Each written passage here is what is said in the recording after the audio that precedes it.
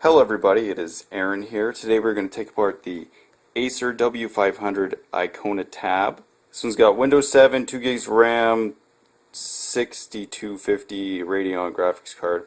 So in order to get going, there's little clamps that go all the way around the thing. See these little clamps?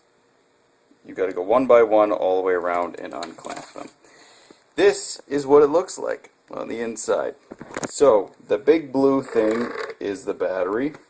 Just adjusting the light here, is the battery. Pretty big, and it comes up to reveal the back of the screen, the touch screen. So there's nothing really under that. This is your solid state drive.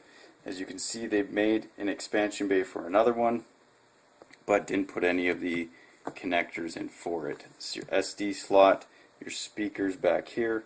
This is your fan to your heatsink, and the processor and everything's underneath this.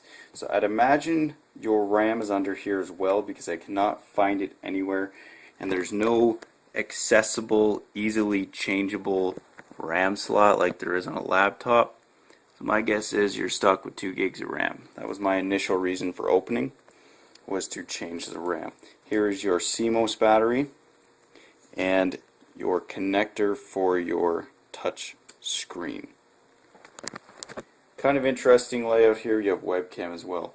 You cannot turn it on for more than 5 seconds without depressing this little latch right here, this switch thing that tells the tablet that the back case is on. So it won't boot unless you depress it, and if you let go it'll turn off. So other than that, there's not a whole lot to it. So thanks guys for watching. If you want to check out more of my stuff, head on over to my channel. We're going to be doing some more cool stuff with the W500, playing games and whatnot.